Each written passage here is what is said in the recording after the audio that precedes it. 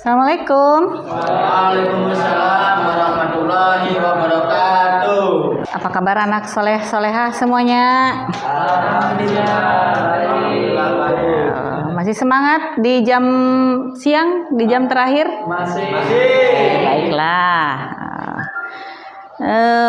Di jam terakhir ini kok masih ini ya? Masih kotor. Oh, masih kotor, sudah ada yang kotor nih sampah-sampahnya. Ada nggak sampahnya? Bersih. Berarti kalian bisa menjaga kebersihan. Oke, baik. Nah, sebelum melanjutkan pelajaran ke materi, Ibu absen dulu hari ini. Afif, Denny, Hadir Bu. Farid, Ferdi, kemudian Nur Hasanah, Selvia. Baik, kita berdoa dulu supaya pelajaran kita hari ini mendapatkan keberkahan dan dimudahkan oleh Allah. Mbak baca doa, pimpin doa, perwakilan. Bismillahirrahmanirrahim. Sebelum memulai kegiatan belajar, alangkah baiknya kita membaca doa supaya diberi kemudahan. Membaca doa dalam hati mulai. Membaca doa selesai. Oke, selesai. Terima kasih. Oke. Ini kok pakainya masih ada yang ini? Tadi habis olahraga tah? Habis olahraga belum sempat ganti baju. Nah, untuk memupuk rasa nasionalisme kita, boleh supaya semangat kita berdiri dulu ya. Oke, berdiri. Ibu pimpin aja. 1, 2, 3. Garuda Pancasila, akulah pendukungmu, patriot proklamasi, sedia berkorban untukmu. Pancasila dasar negara, rakyat adil makmur sentosa, pribadi bangsaku. Ayo maju, maju, ayo maju, maju, ayo maju, maju. Oke, terima kasih. Boleh duduk kembali. Ya, dengan menyanyikan lagu kita terpupuk menjadi lebih nasionalis gitu ya. Oke, baik, kita semangat dalam belajarnya. SMK bisa, SMK hebat, SMK bisa hebat, SMK Ponpes Manbolulu bisa hebat. Sekarang, oke, Ibu ya. Ibu aba-aba, dengarkan aba-aba dari Ibu. Semuanya semangat. Semangat. SMK Bisa. SMK Hebat. SMK Ponpes Manbolulu Bisa hebat. Ya, terima kasih, semangat. Terima kasih. Oke, baik. Ya. Pelajaran yang kemarin kita membahas tentang apa? Tentang ria ya. Tentang ria. Apa itu ria? Kalian sudah dijelaskan kemarin. Semoga kita terhindar dari sifat ria. Masih sekarang kita masih membahas tentang akhlak mazmumah.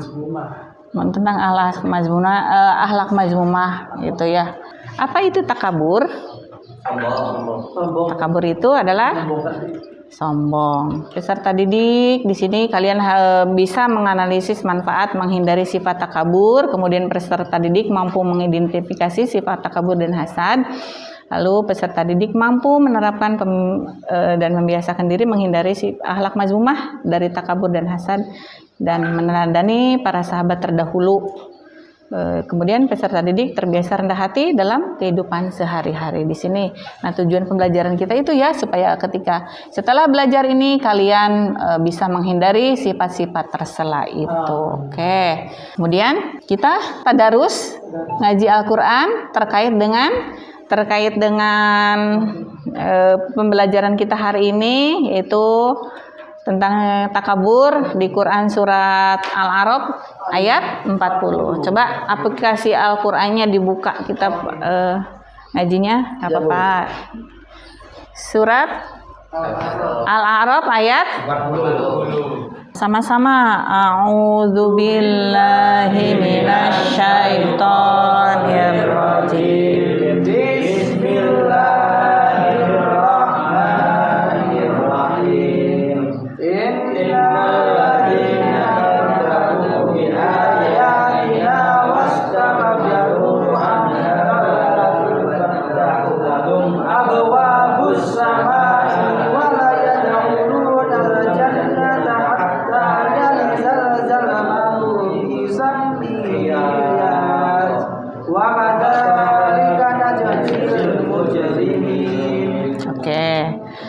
Itu tadi tentang dalil tentang takabur, kaitannya dengan takabur sombong itu. Artinya apa? Artinya sesungguhnya orang-orang yang mendustakan ayat-ayat kami dan menyombongkan diri terhadapnya tidak akan dibukakan pintu-pintu langit bagi mereka, dan mereka tidak akan masuk surga sebelum unta masuk ke dalam lubang jarum. Demikianlah kami memberi balasan kepada orang-orang yang berbuat jahat. Oke, baik itu Al-A'raf ayat 40. Kalian ini dulu ya, dibagi kelompok dulu. Coba kalian dibagi kelompok, bisa kelompoknya ini? Kursinya biar berhadap-hadapan, biar diskusinya enak. Ibu akan menjelaskan dulu takabur itu apa? Ya, Takabur itu apa sih?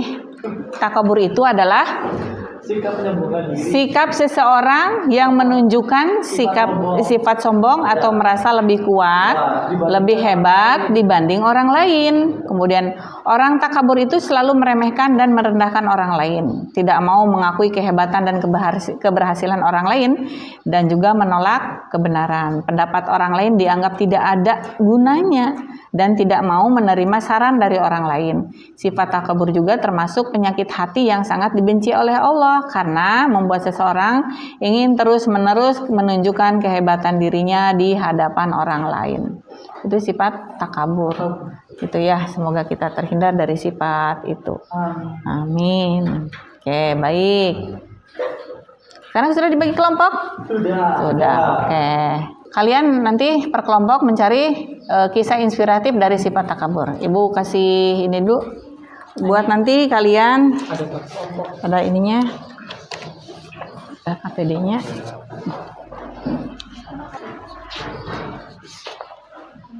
Ya. Baik. Sebelum kalian mencari mengerjakan tugas, Ibu akan kasih materi dulu ya. Materinya itu tentang apa tadi tuh? Tentang takabur. Apa dampaknya ketika kita mempunyai sifat takabur? Dampak negatif apa ketika kita mempunyai sifat takabur? Yang pertama adalah dibenci oleh Allah dan Rasul-Nya. Kemudian dibenci dan dijauhi oleh masyarakat. Allah sangat benci kepada orang yang mempunyai sifat takabur. Makanya kita jangan sekali-sekali mempunyai sifat takabur ya. Kemudian dibenci dan dijauhi juga oleh masyarakat. Nah, masyarakat teman kita atau di lingkungan kita, ketika ada orang yang mempunyai sifat takabur itu pasti akan dijauhi. Karena apa? Tidak senang gitu ya. Karena orang takabur itu merasa dirinya paling itu. Kemudian mata hatinya terkunci dari memperoleh hidayah kebenaran. Jadi sudah tertutup mata hatinya. Yang ada sombong, takabur. Kemudian mendapat siksa dan kehinaan di akhirat. Gambar apa ini? Gambar apa coba? Orang sedang berdiri, kemudian di apa itu? Ditekan sama jempolnya. Maksudnya direndahkan dengan itu dengan merasa orang yang begininya itu merasa dirinya kuat, bisa, mampu, itu sombong itu. Jadi merendahkan orang, tidak boleh bicara di situ kan, baju ditutup di situ ya. Jadi merendahkan orang lain dengan tidak boleh ngomong, saya saja yang ngomong dengan tidak boleh Jadi merendahkan itu.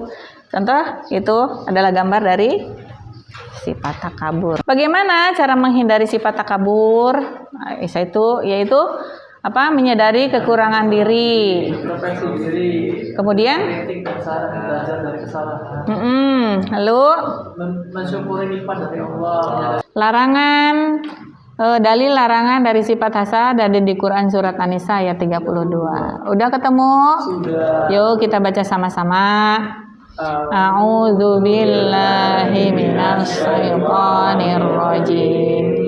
Bismillahirrahmanirrahim. Wala tatamannau ma faddalallahu bihi ba'dakum ala ba'di.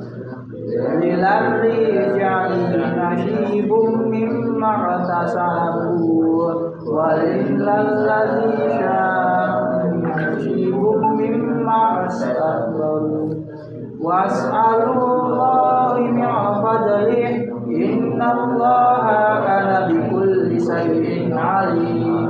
Alima. Nah, itu artinya, dan janganlah kamu iri hati terhadap karunia yang telah dilebihkan Allah kepada atas sebagian yang lain, karena Bagi laki-laki adalah bagian dari bagi laki-laki ada bagian dari apa yang mereka usahakan, dan bagi perempuan ada bagian dari apa yang mereka usahakan. Mohonlah kepada Allah sebagian dari karunia-Nya. Sungguh Allah Maha mengetahui segala sesuatu. Dari kalian cari kisah inspiratif dari sifat takabur dan hasad.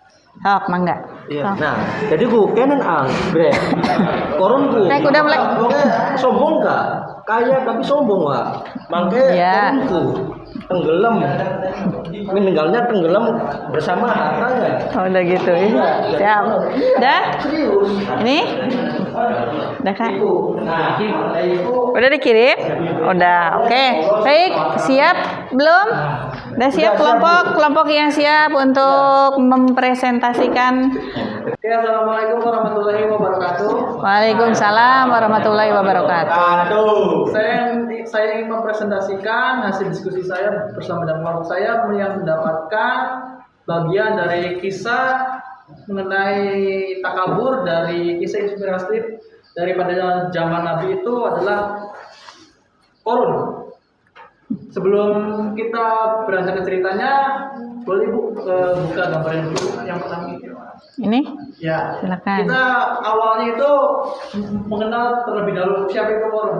Korun itu adalah sebagai adik kandung dari ayahnya si Nabi Musa.